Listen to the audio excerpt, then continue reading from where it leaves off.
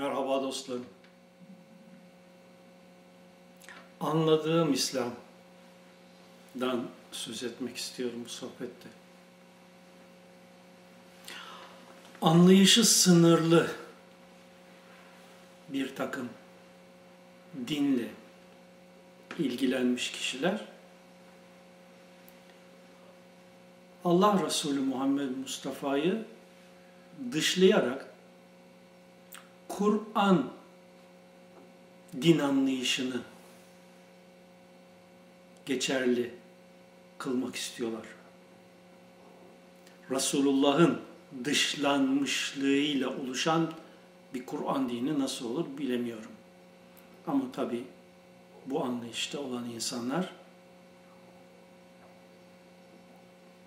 Kur'an'da açık seçik namazın 5 vakit olarak 5 sayısı ve kelimesiyle bildirilmemesi dolayısıyla bunu 3'e de indirebiliyorlar. Oysa Allah Resulü Muhammed Mustafa Aleyhisselam insanlığa Kur'an-ı Kerim'i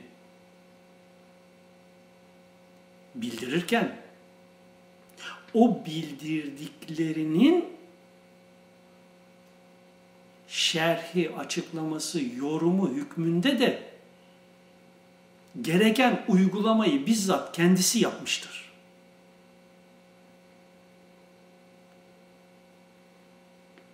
Resulullah eğer günde 5 vakit namazı eda etmiş ve tavsiye etmişse bu Kur'an-ı Kerim'in 5 vakit namazı ihtiva etmesi dolayısıyladır.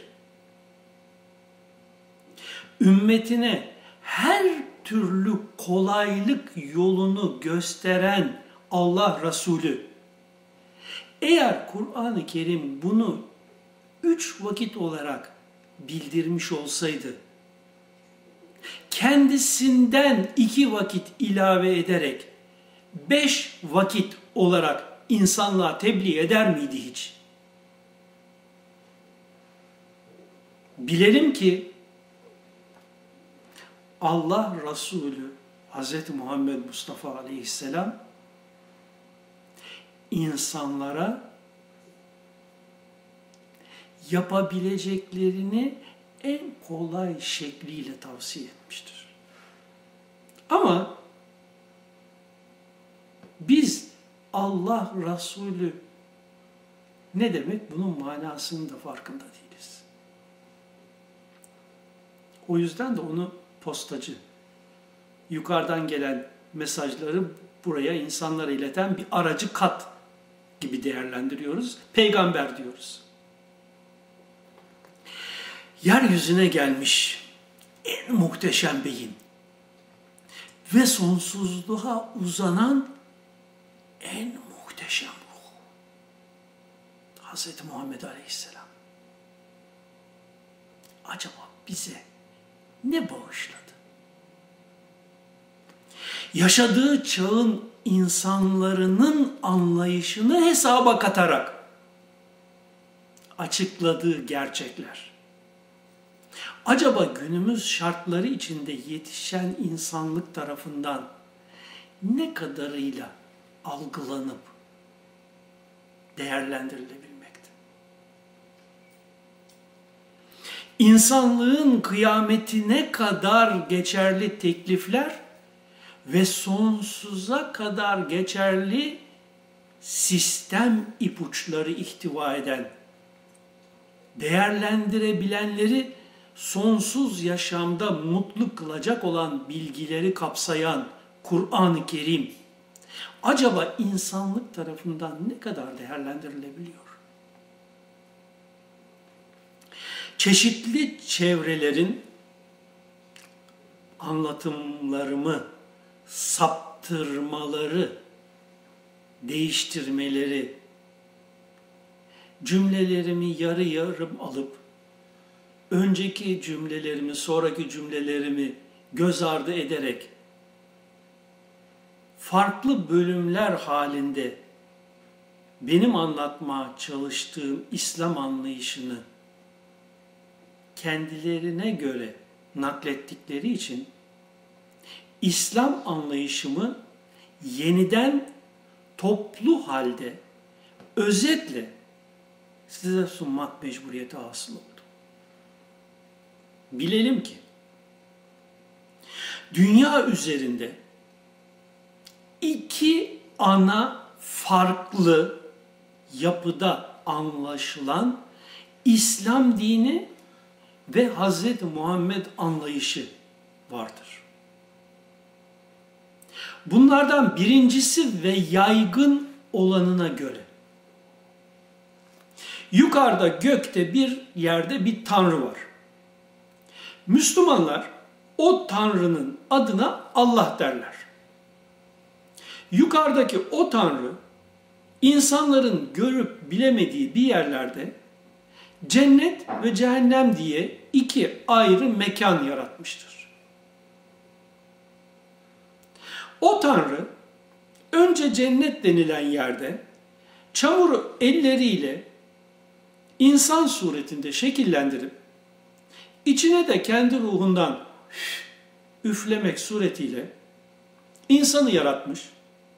Sonra da onu cennetten dünyaya indirmiştir.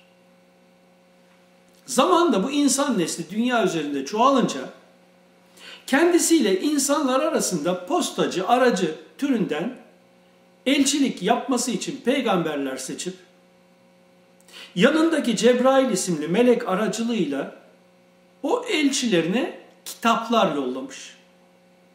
Peygamberler de o Tanrı'dan kendilerine gelen melek aracılığıyla inen kitaplara ve getirdikleri vahiylere dayanarak gökte Allah var, öldükten sonra kıyamet günü o sizin hepinizi yeniden diriltecek, sonra karşısına alıp yaptıklarınızdan dolayı hesaba çekecek diye insanlığı uyarmışlar.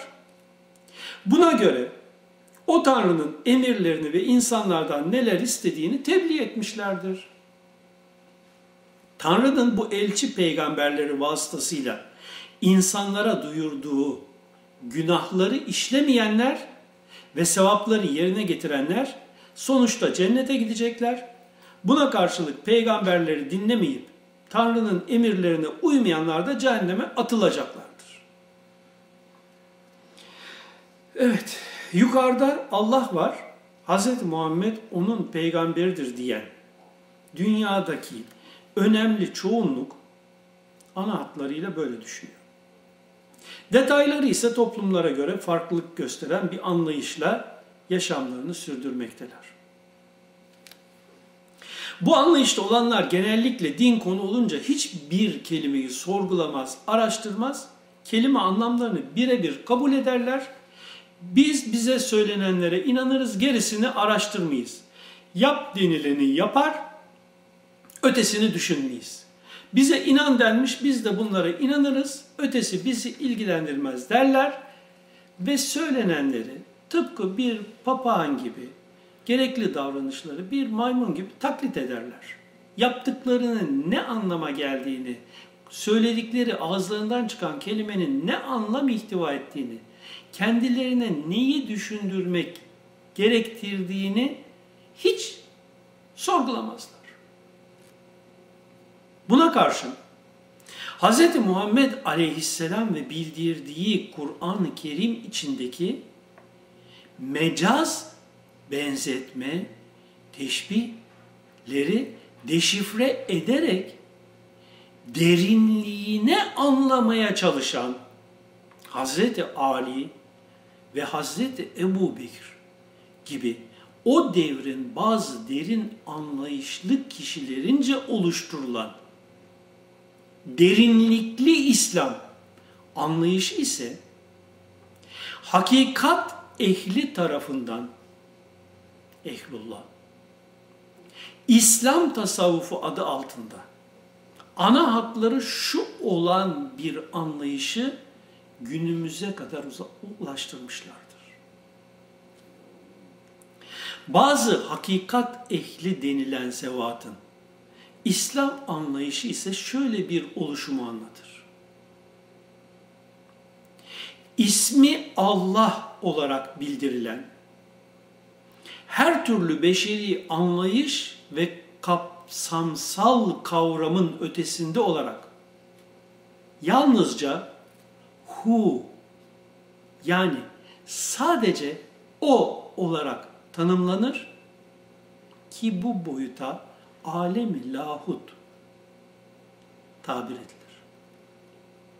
Hu, evren içre evrenleri ilminde, ilmiyle bir noktadan yaratmıştır. O nokta, hu zamiriyle işaret edilenin ilminde açığa çıkarttığı özelliklerin varlığıyla var kılınmış şuurlu bir çekirdektir ki buna heyula denmiştir tasavvufta. Hakikat Muhammedidir, alem-i ceberut diye tanımlanır. Algılanan ve algılanamayan, bilinen ve bilinemeyen her şey bu şuurlu ve bilinçli noktanın varlığındaki isimlerin, Allah isimlerinin işaret ettiği özellikler ile gene ilimde var olmuş ilmi suretlerdir. Bu noktanın ilim mertebesinde ilmi açılımı ile melekut alemi meydana gelmiştir ki bu mertebe evren içre evrenlerin meydana geldiği salt enerji okyanusudur. Veya günümüz anlatımıyla stringler okyanusudur. Burada çokluktan, çokluğa ait sayısallıktan ve birimsellikten söz edilemez. Buraya kadar açıklanan durum, Hazreti Ali'nin bu an o andır. El an kemâkân işaretinin ihtiva ettiği noktadır ki bu ezelden ebede böyledir ve hiç değişmez. İşte bu nokta içinde, noktanın varlığındaki Allah isimlerinin değişik bileşimler, terkipler halinde açığa çıkışları ve bunların yapıları gereği algılamaları, göreselliği ve çokluk kesret kavramlarını oluşturmuştur. Nasut alemi. Burada konunun iyi anlaşılabilmesi için çok önemli, dikkat edilmesi zorunlu olan husus şudur. Olay yukarıdan aşağı, gökten yere değil, bir tekillikten, teklik noktasından açılan, oluşan, meydana gelen algılamalara dayalı çokluk tarzında düşünülmelidir.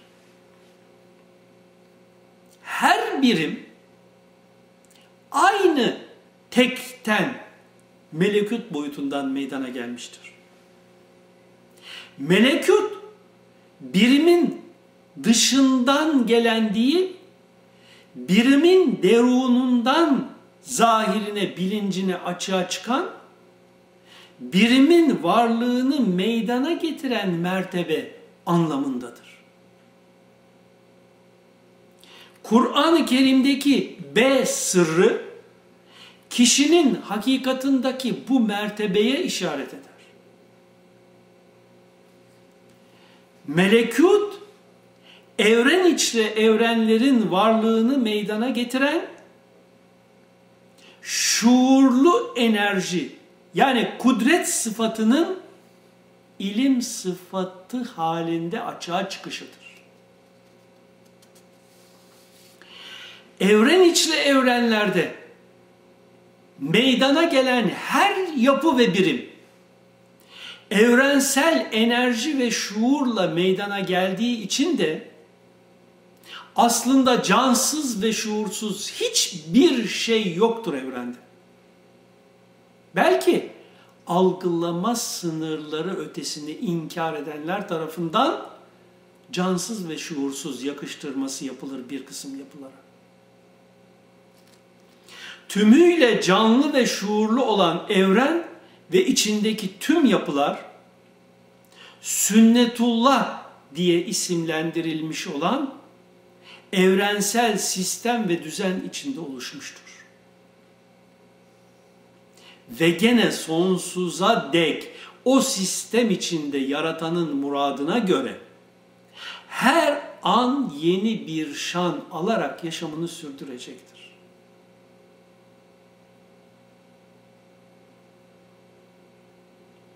Stringlerin her an 6 dimensionlı zaman ötesi hareketini hatırlayın. İnsanlık içinde açığa çıkan Resul ve Nebilere gelince, peygamber değil. Bu zevat, yukarıda denilen gökteki Allah ismiyle etiketlenen Tanrı tasavvurunun seçtiği aracılık işiyle görevli postacılar ve elçiler olmayıp hakikatlarından bilinçlerine nazil olmuş, kendi derunlarındaki Allah isimlerinin özelliklerinden kaynaklanan ilmin şuurlarında açığa çıkmasıyla hakikata tercüman olan ve o evrensel hakikati, sünnetullahı dillendiren zevattır. İrsal, açığa çıkarma anlamındadır.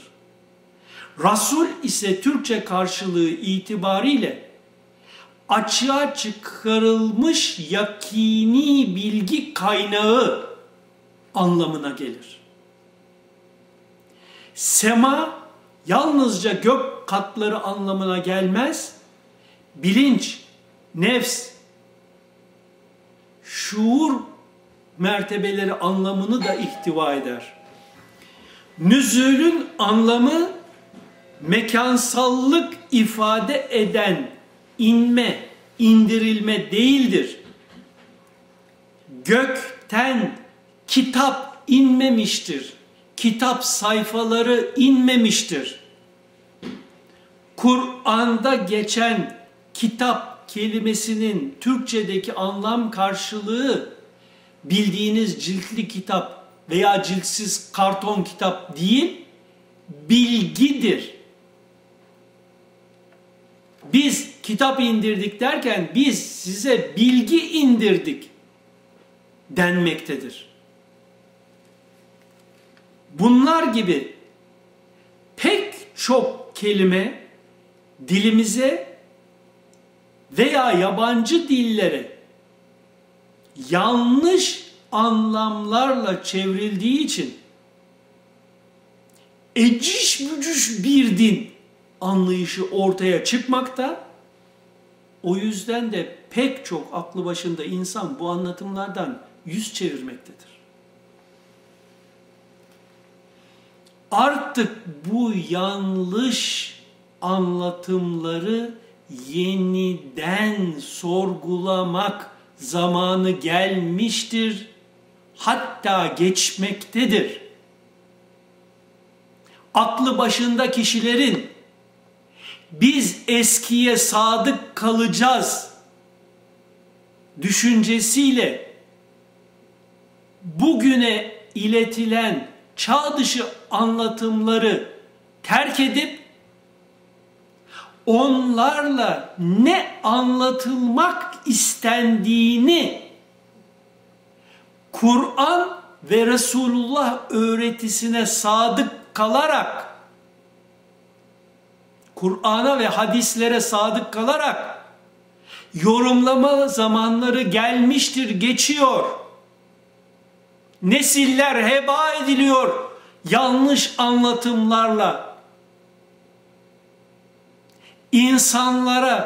İnsanlığa acıma, merhamet duygusu olan anlayışlı, dini hüviyetli kişilerin bu çağın anlayışına uygun bir biçimde dini yeniden anlatmaları zamanı gelmiştir ve geçiyor. Vebal altındadır bu kişiler.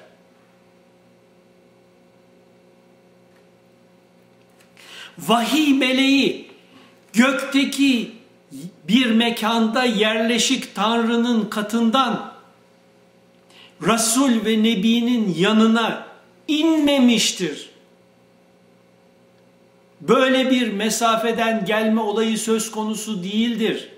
Uzaylı bir varlığın dünyaya gelmesi, peygamberlere bir şeyler vermesi gibi bir olay değildir. Resul'de Cebraili kuvvenin açığa çıkması. Varlıklarında bil kuvve, potansiyel olarak bulunan Allah isimlerinin sonucu olan meleki özelliğin, ilmin bil fiil aktive oluşudur vahiy.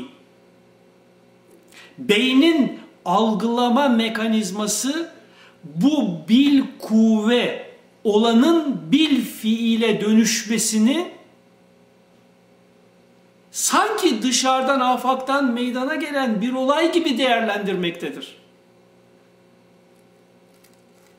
Bu suretledir ki Resul ve Nebiler evren içre evrenleri yaratanı hakikatlarıyla derunlarında vahiy denen suretle özlerinden gelip şuurlarında açığa çıkması suretiyle yaşamışlardır. Bunun sonucu sünnetullahı okumuşlar ve bu ikra olayı sonucu okuduklarını insanlara aktarmışlardır. Gökten inen yazılı harflerden oluşmuş bir sayfa kitabı okumadılar. Onların bize aktardığı bu okunan verilere göre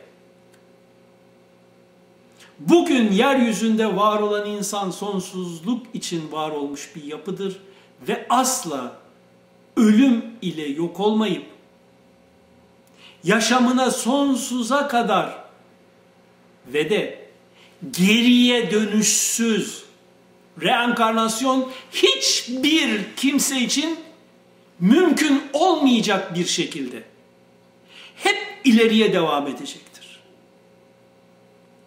Ölüm bildiğimiz biyolojik bedenin yaşamının son bulup kişinin ruh adı verilen bedeniyle bağız olması suretinde başlayan yeni bir yaşamın adıdır. Yeryüzünde yaşamış o en muhteşem beyin ve sonsuzluğun en muhteşem ruhunun gelmiş geçmiş tüm beyinlerden üstünlük yanı ise öncelikle şudur. O zat hem ismi Allah olanı en mükemmel ve kapsamlı bir şekilde tarihte anlatmıştır. Hem de sünnetullahı bütün incelikleriyle gözlerimizin önüne sermiştir. Vahy olan Kur'an-ı Kerim'de. Onun dışında bu açıklamanın değil benzerini yapmak, açıkladıklarının yanına dahi yaklaşamamıştır hiç kimse. Onun bildirip açıkladığı Kur'an-ı Kerim tümüyle mutlak gerçeği vurgular. İnsanlık bildirilen bu gerçeğe göre dünya yaşamından sonra bir başka boyutta yer alacak. Herkes dünyada kendisinden açığa çıkanların kendisine ne getirdiğini veya neler kaybettirdiğini o ortamda görüp sonuçlarını yaşayacak. Yaşam mahalli ya azap ve sıkıntı mahalli olacak ya da huzur ve mutluluk ortamı olacaktır.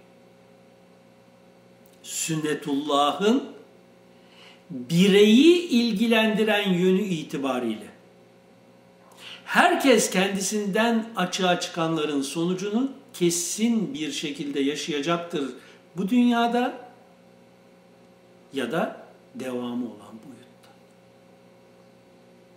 Sünnetullah denilen Allah yaratısı sistem ve düzen asla değişmez, dönüşmez.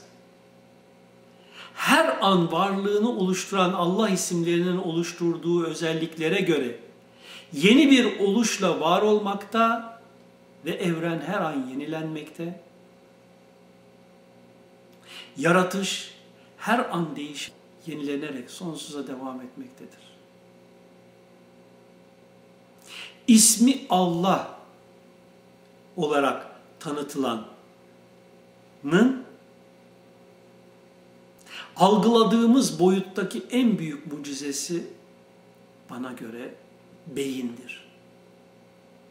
İnsanlık henüz bu mucizeyi değerlendirmekten çok uzaktır.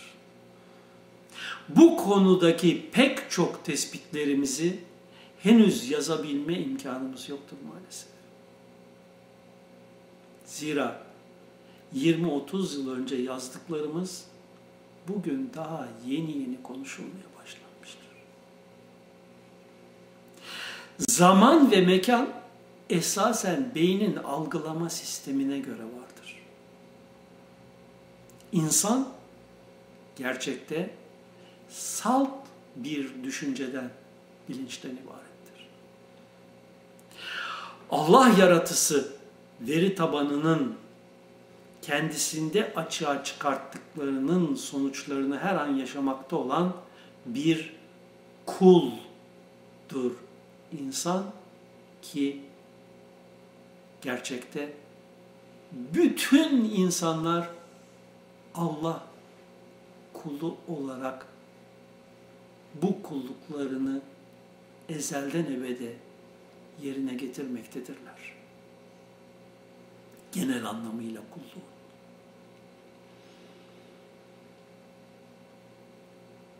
Herkes kendinden açığa çıkanların sonuçlarını ahiretinde kesinlikle yaşayacaktır. Bu çok önemli gerçek dolayısıyla da herkesin sünnetullah denilen ve din olarak tanımlanmış olan değişmez evrensel sistem ve düzeni, değişmez evrensel yasaları çok iyi öğrenmesi gereklidir. Kendi geleceği dolayısıyla. Bu açıklamamızı şu cümleyle noktalayalım. Evrensel gerçekleri ve Allah ismiyle işaret edileni bize bildiren muhteşem beyin ve sonsuzluğa uzanan o en muhteşem ruhu ne gerekçeyle olursa olsun bu dünyada değerlendiremeyenler bunun sıkıntı ve acısını sonsuz